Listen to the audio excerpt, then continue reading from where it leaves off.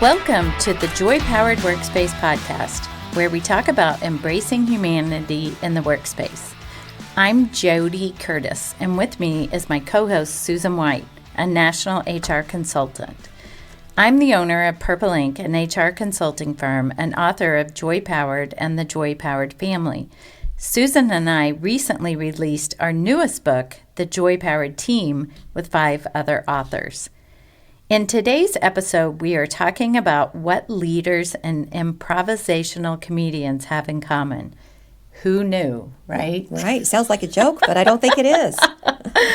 I'm so excited about this episode today because I think it's going to be a lot of learning for all of us. But I did do a little research on this, and in an article in Inc. magazine in March 2018, titled "The Unlikely Skill That Can Make Anyone a Better Leader," Lee Buchanan shares that Dan Klein, a Stanford professor who divides his time between the university's business school and drama department, which is fascinating to me in and of itself, I agree. He teaches leaders to infuse creativity and trust in their companies by wielding the tools of improv comedy.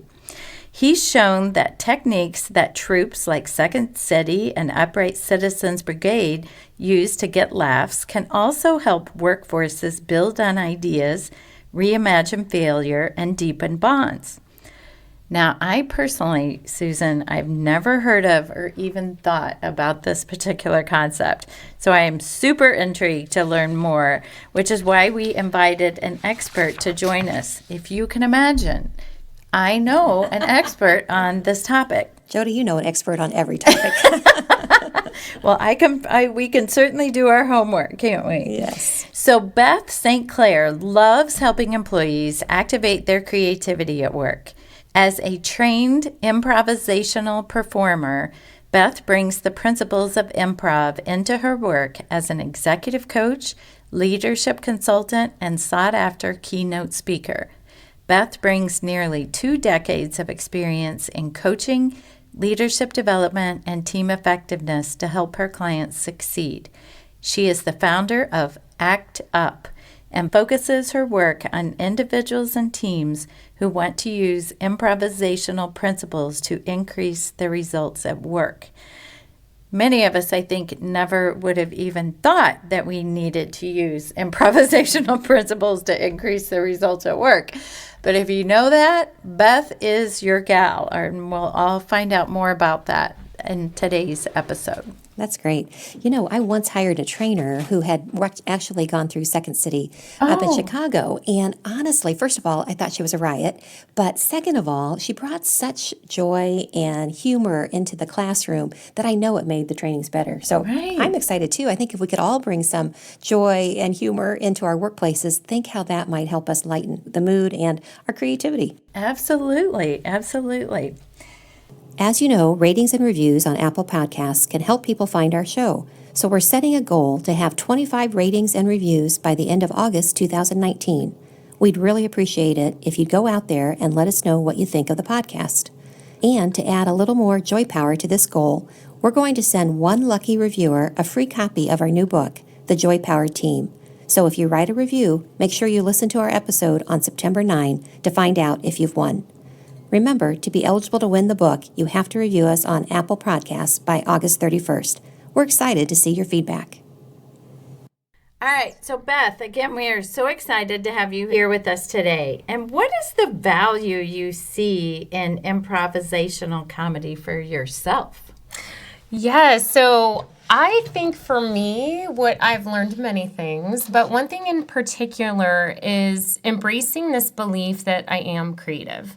That's kind of number one. And number 2 would be understanding the value in involving more than just me in the creative process. So when I first started taking improvisational comedy, I was a consultant. I was working long hours, and a friend of mine mentioned this as something to stress relief, bring little joy into my life. And I got addicted mainly because before I started taking the classes, I think I had this mindset of I got to go it alone. Like I've made it to a certain point within this organization. Now it's up to me. I got to put all the burden on my shoulders. I have to make all the decisions and solve all the problems. By the way, I had a lot of wonderful, talented people around me that I wasn't leveraging. So improv uses this idea called an ensemble, which is a group of people who trust each other, feel like they can be vulnerable with each other, and quite frankly, to bottom line it, they have each other's backs. And we literally say that to each other. I have your back. I have your back.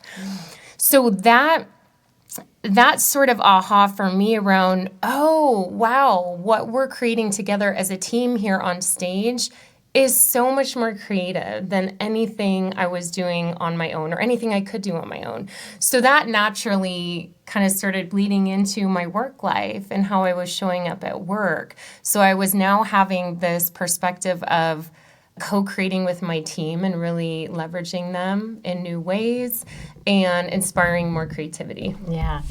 You know what I especially love about that, Beth, is it almost a listener or even Susan might be thinking now that you were a consultant on your own, that you felt this pressure. But Beth worked for a global consulting firm with thousands of employees. Doing what kind of consulting?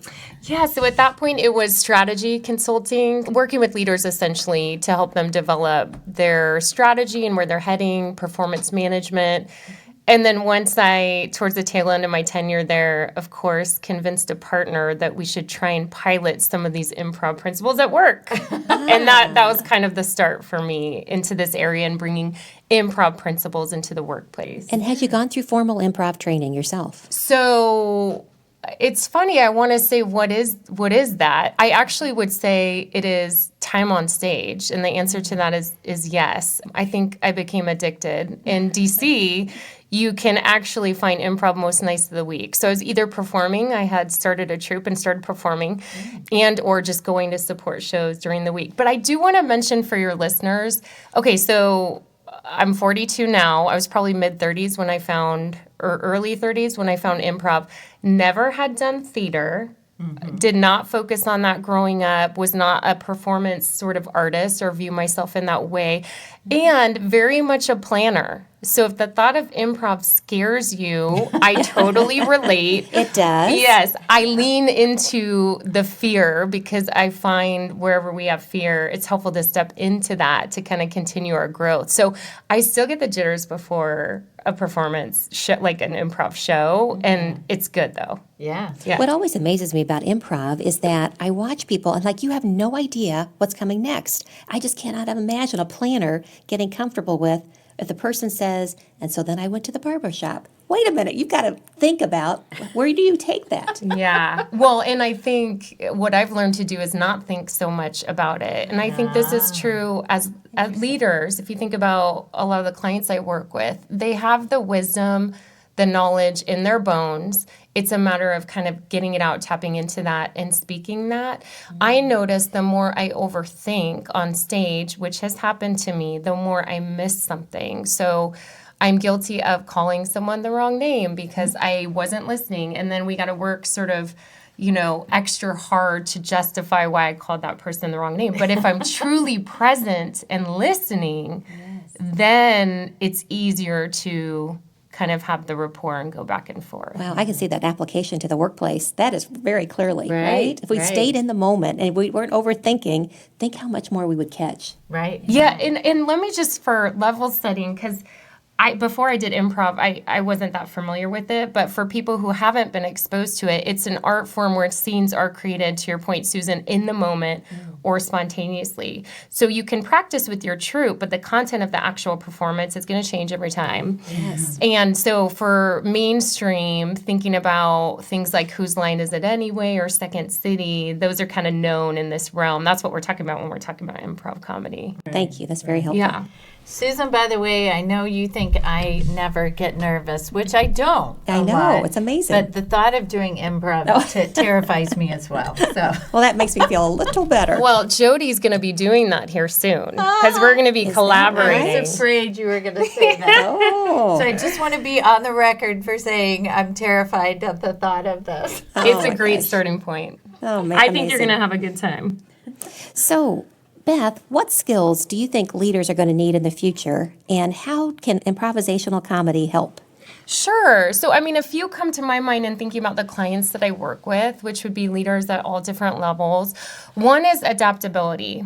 We can have the best plan in the world, and as we know, things are constantly shifting. I think in our economy, we see that all the time, especially with customers who are armed with all of this great information and might even know a little bit more than we do if we're selling a certain product. So adaptability comes in how can I pivot quickly and smartly as a leader to be able to change directions, which actually to me comes down to not being attached to whatever the plan was that I had before if it's no longer relevant.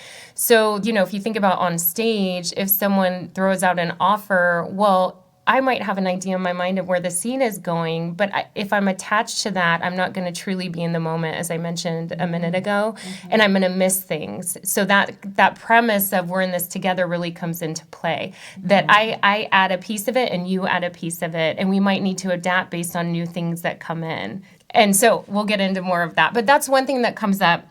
Another one is this idea of sharing control. So leave it to my planner self. But when I first started taking improv classes and we were ready to do a show and here we go, I was always the first person to step out onto the stage and make an offer. Because I thought somehow if I could start the scene and kind of dictate where it's heading, I could then determine the outcome. I love that you're laughing because it sounds ridiculous. And it is ridiculous. Because because we know if other people are involved, then that's not going to happen. Like I said, we got to adapt. So this idea of, and what I've learned over time, is being better at sharing control. So sometimes I need to take control. Obviously, if no one's out on stage, I need to jump in and trust that I'm going to have something to say, even if I feel like I don't right that second, it'll come. But also being a really good scene supporter. So, if a scene is unfolding, okay, maybe I let a couple beats go by and then ask myself, what does the scene need now? And can I be helpful in building on it? And then I'm playing a more supportive role. And depending on your personality as a leader, one might be easier, one might be harder. But thinking about the context of where we work and what's happening, what the topics are, and the personalities and strengths of the people we work with, we always need to be going back and forth, taking control and letting others take control. Right. I would love that. Yeah. I do some training around meeting skills. And that's one of the things I can see how this can connect to that. One of the things I always share with people is sometimes there's people in my meeting skills class that will say, well, I don't lead many meetings. And I said, I didn't say this was leading a meeting skills. This is about being a better meeting attendee as well, too. And how can we be better participants in the meeting?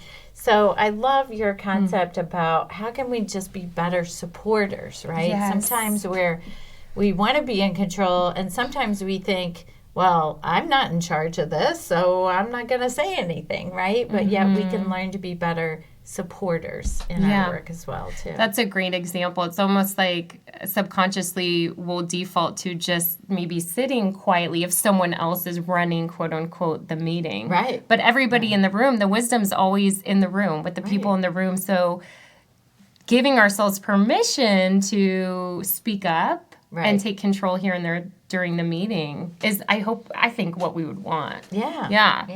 I love that. So, can you share one improvisational comedy skill with us and how it can be applied? Yeah, sure. So, one of my favorite improv skills is yes and, which is, it's a mindset, but it's also kind of a language. So, let me explain that. The mindset is, hey, I believe we're in this together. And if we're in this together, we're going to create something better. The actual language of yes and is, if I'm on stage and someone throws out an offer, like, hey, I'm so excited we're going on a cruise together to celebrate our anniversary. I then accept that offer and I add a piece of information to it so we can move the creative process forward. So in that situation, it could be, yes, and I thought we could try out jet skiing because that's something you mentioned you want to do. Or, yes, and I invited this couple that I know you don't really love, but I really think we could change things on this cruise. I mean, you name it. There's a million different directions you can take that, but the importance is accepting it. And so to your point about the meeting and kind of leading and following, so improvisers avoid blocking, which is saying, no, we're not on this cruise together. Because obviously, if we do that, we lose the audience and we can't create anything meaningful. So we do what's called accepting, which is yes and, but it's not enough to simply say yes. Because let's say on a cruise together, anniversary, all of that, and I simply say yes. What happens to that scene? Yeah, silence. Silence and or it may put the pressure on my scene partner to come up with the next thing. So we all need to be making offers and responding to offers through that use of yes and. So if you think about, I think a practical application for this, for people who are listening are like, well, how does this connect to the workplace? I think about it in terms of brainstorming. Like, for example, in the design thinking world, there's ideation that happens. Even if you're at a company, you're not using that, but you're having kind of a brainstorming session. If you have a topic, you can yes and solutions for it and literally stand in a circle. Yes and I think we should add this feature. Yes and I think we should add this. Well, what if we did this? So you go around in a circle, suspend all judgment. Everybody's in an accepting mode. Yeah. And what I hear a lot with this topic at work is, well, we need to evaluate, right? We can't just accept everything in the world. And I agree, but I would say that we subconsciously tend to block more than we accept. Yeah. And so to be aware of that, but also just to separate the creativity process and brainstorming process from evaluation, because a lot of times those collapse together because people are smart and want to point out the 5 reasons why that idea won't work quickly, right? Mm-hmm. But I think if we can separate those, hey, we're going to do this yes and brainstorming today, tomorrow we'll evaluate, you can keep both processes pure. Right. And I saw this a lot when I was in consulting. I was probably guilty of it, which is, yeah, that's a great idea, but. Yeah. And it doesn't even... I hate that but. Yes. Yes. Yeah. But we don't even have a chance to see where it's going to go because it might turn into something. Right, right. Yeah. I love that. Very powerful to yes and. Yes. Yes and. So, yes. Yeah. I think that is, so common. Yes, but it's too expensive. Yes, but we tried that before. Yes, but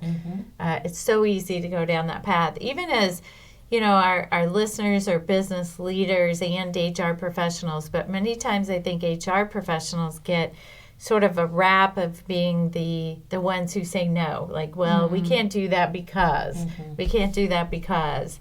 So that's a great message for us as well, too, to think about being the yes and.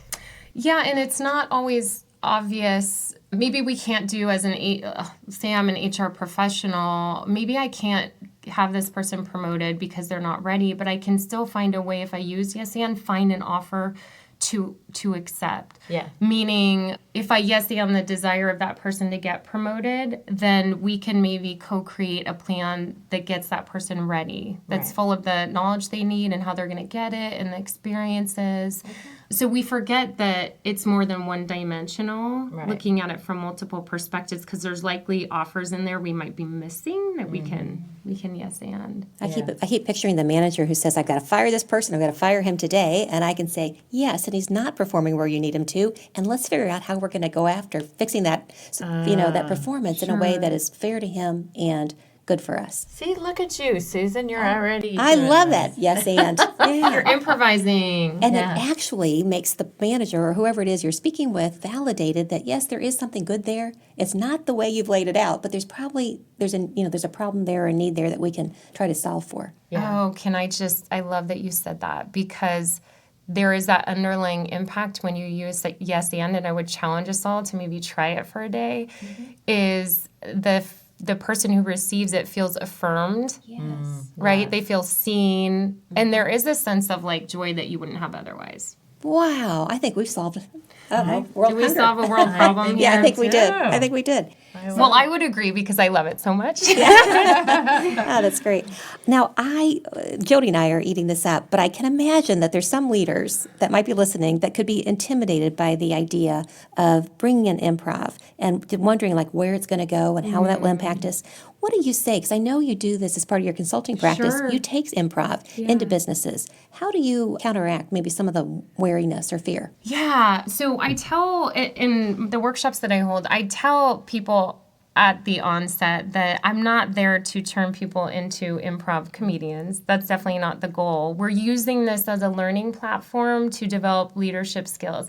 Now, having said that, I use improv techniques, so things that my troupe would use in terms of our rehearsals, I would use in my sessions. So for some, that might be intimidating, but I will say, my experience has shown most people enjoy it. They want to jump in because it's engaging. I mean, I personally believe the more our learning techniques engage people, have the learning stick, make it memorable, the more effective they are. So I've actually seen people really embrace and adopt. Now, there have been a couple people, that maybe weren't quite as ready, and that's fine. I don't push them. I think you're going to get from the learning what you need to. Yeah. It's also up to me to create that space. So starting, not throwing people on stage like, hey, our first activity, like just to create a safe space for the people in the room, especially if they don't know each other well. There's a bit of trust. We can make mistakes and it's okay, and then kind of build on that.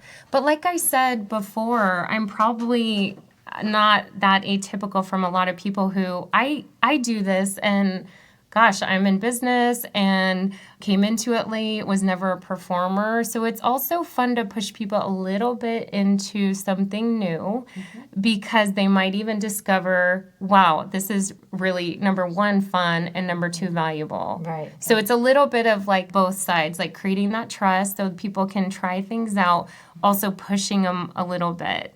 Because what I found is, just another quick note is that a lot of people believe they aren't creative. And I believed that for a long time about myself. That was reserved for artists. And I'm looking around, there's like this beautiful art on the wall. Like that's someone who's creative. No, we're all creative. We just forget because when we grow up, we start using more of the left side of our brain and we don't cultivate that as much. It's just like that muscle is a little bit atrophied. It doesn't mean it's not there. Got it. I've talked about this on our podcast before that I've said I was an accounting major in college. So not only did I not think of myself as creative, but I sort of further compounded that by being an accounting major and then starting my career as an accountant, where you think of creative accountants as going to prison. Oh, right. So it was not a good thing. It was not a good thing. Like I didn't even think I should try to be creative, much less think of myself as creative. So. And did something shift with you on that? Yes. So I don't think it had to have happened this way, but for me personally,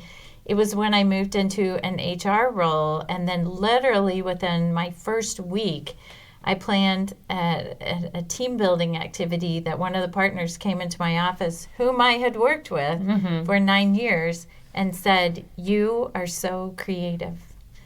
And it was just such a powerful moment for me that I can tell you exactly when that happened and where I was sitting when that comment was made to me. Wow. So. I wish we all had someone like that in our lives telling us that. In lieu of having that powerful, like that person tell you that, we got to find a way to tell ourselves or remind ourselves. Right. Love Some that. people might think I've gone a bit too far the other way now. But. Wow.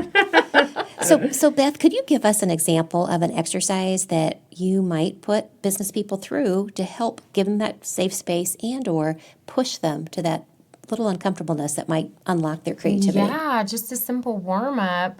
I would do sound circle. So usually my groups are maybe 10 to 20, depending on the focus. And it's intimate enough where we can form a circle. And one person would do a sound and a gesture. So let me see if I can give an example since people aren't in the room. So imagine there's like little alien antennas I'm doing on my head, and I might do meep, meep, meep, meep. Then it's the job of everyone else in the circle to mimic as closely as they can that gesture and that sound. So everyone in the room would do that in the circle. And then the next person would pick a new thing And they would do a new sound and a new gesture, and everyone would do that. With the idea being that as simple as this exercise sounds, it can be very confronting for people, and it brings up a lot of great learning points around our fear of failure and not looking like super smart. What's the perfect answer? And I know this because I'm a recovering perfectionist, but I got to get it right. I got to get the perfect response. It's got to be maybe better than anyone else's. So the idea is kind of get over that, get over ourselves a little bit, but also feel the support. Because I've had people say, I don't know. And they kind of put their hands in the air in the activity, and everyone in the circle does exactly the same. I don't know. So it doesn't matter. It's a lesson of, it doesn't matter what you do. Yeah. Do something, anything, make that offer, and then you're going to see how supported you are, which is back to that concept of ensemble. Having a team that really has your back. Right. Yeah. Right. That's a simple one, but That's a great I like one. that one. I like it a lot. I'm here trying to figure out what I'm going to do. Yeah, if I'm in that exercise. You're already gotta thinking get it about right. your gesture. I got there it you right. go. I know. I need to be a recovering perfectionist. You're normal. Okay, thank you. So, Beth, if our listeners are interested in learning more about this or having training on some of these topics, how can they reach out to you? I have a website that'll point your listeners to. My company is Act Up Consulting, so it's www.actconsulting.com, and you'll find kind of all the packages that I offer. There's a way that you can get in contact with me there and just drop in and say hi. Awesome. And we'll have a link to Beth's website in our show notes as well, so viewers can easily find that. Beth, we've got your back. Yeah. I love it. I've got your back too. Thank you so much for having me. It was so fun. Thank you. Such a pleasure. Fun. I learned a lot. Thank you. Me too. The Joy Powered Workspace podcast is sponsored by our new book, The Joy Powered Team. Jody and I wrote this book with 5 of our colleagues, and we can't wait for you to read it. The Joy Powered Team challenges you to choose joy for yourself and your teammates. Learn how to build inclusive teams, navigate workplace challenges, revitalize teams who falter, and thrive as teams evolve. Joy starts with you, whatever your role, industry, or area of expertise. Learn more about our new book and how to buy it at www.getjoypowered.com/books. That's www.getjoypowered.com/BOOKS.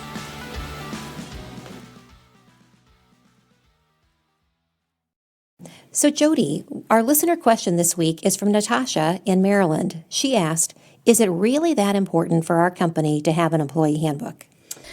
Well, Natasha, I have a few different thoughts on this. One, I do recommend that you have one if you have more than, say, 10 to 15 employees.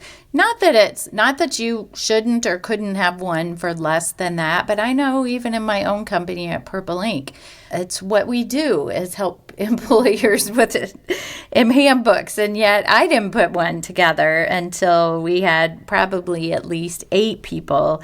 But it can be critical in managing a diverse workforce, promoting fairness and consistency across situations. I mean, I personally just got to a point where I felt, we need to have some clarity. People were asking questions about different policies and about time off, and I needed to make them clear and fair to everyone. By the same token, I do think it's better to not have one than to have one and not follow it. Mm-hmm. That can create more problems for EEOC claims, legal cases, etc., but also just in developing trust for your employees. So be careful on what you include in it. For an example, one I've seen many, many times with some companies or our clients is that they include in there that they have an annual performance review. And then they don't consistently do annual performance reviews. So I say, just leave that policy out.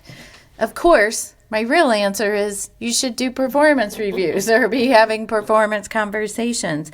But don't include things that you're not following. It can become a legal complication and create a lack of trust for your employee.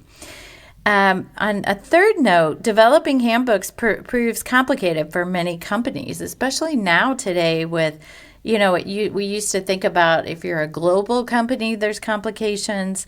If you're multi-state, there are more and more changes between states than ever before. And even now we have different cities and counties that are creating their own employment law rules. So we recommend creating a general handbook based on the federal requirements and then having state supplements or even international supplements for different policies or for cities or whatever the case might be. And then one more thought on this, might be more than you wanted to know, Natasha, but handbooks are also an important form of documentation that the IRS or the Department of Labor might request, or almost always will request during an audit. And that could expose many small employers to potential risk. Again, either way, it could create a risk if you don't have one, but it could also create a risk if you have one and you're not doing what it says. So. And the only thing I would add, Jody, is that I think it's important that you have some type of a regular discipline to go back and audit your own employee handbook. Because sometimes, your practices do change, and everybody knows they've changed, but you just haven't documented it. So, I would do it annually, and maybe just make that a work assignment of somebody in HR, just to go back and make sure there's nothing that's changed or anything we want to refresh. Right. Yeah, because saying you have one and then it's 13 years old can also get you into trouble as well. Sure. In the news segment today, there was a January 2019 article by HRDive.com, and they discussed the top 10 trends for HR in 2019. The number 2 trend, which I thought was really interesting, was thinking of artificial intelligence as a partner and not a threat. The article states that the overall temperature of conversations has completely changed. In 2017, many people thought that robots were going to steal our jobs. Now we are starting to embrace this kind of technology. I know even I'm seeing in more and more fast food restaurants, right, who have replaced some jobs, but, we walk in the door and order online while you're physically standing there in the restaurant. I was in Europe recently, and I saw even more of that over there than I have here. And I have to believe that because of the competitive landscape, we can't get enough people to do all the jobs that need to be done. Exactly. We need to look at AI as our partner. What can we automate, and what do we need to keep having human beings do? Absolutely. And certainly technology has transformed recruitment. In particular, we're looking at ways we can use artificial intelligence or machine learning to automate the talent acquisition experience so we can dive deeply into the one-on-one relationships. That was a quote from the author. Career Builder has used machine learning to add a touch of personalization as well, and that was quoted by their CEO, Irina Novaleski. Novaleski also said it really is early in that curve of HR users having to become technologists. That really shifts the conversation they're having and what they're looking for. Another note, the co-founder of TripleByte said, while these developments may speed up what can be slow, painstaking work, he pointed out that the technology may make the process more efficient, but it doesn't address everything, right? It doesn't help with bias, and in fact, it can exacerbate that. So, if the technology is set up to select particular schools or particular experiences that people have had, you might get a trend to where you're hiring all of your people from the same school, for example. Larry Nash, who's the director of recruiting at EY, said that's perhaps why some practitioners endorse a more steady, careful approach to new technologies. It takes time to figure it out. So I think as recruiters and HR professionals, we have to really embrace the change, go with it, try things, fail at times, figure it out, but be comfortable with it. So I think what they're saying, or at least in my opinion, is there's a place for artificial intelligence, there's a place for technology, but it's not going to do everything for us, right? We still need to build relationships. We still, certainly on the recruiting side, we need to be having conversations as well. But we can use artificial intelligence to help us screen for candidates at the same time. Thank you for listening today. Please tune in next time. If you have missed any of our podcasts, you can catch all episodes for free on Apple Podcasts, Google Play, Spotify, or wherever you listen to podcasts by searching on the word Joy Powered. If you like our podcast, be sure to subscribe so you don't miss any upcoming episodes. And we'd love for you to rate and review us on Apple Podcasts. It helps people find our show. If you have questions on any HR topic, you can leave us a voicemail at 317-688-1613 or email us at joypowered@gmail.com. We are also on Facebook, LinkedIn, Instagram, and Twitter at Joy Powered. We welcome listener questions and comments.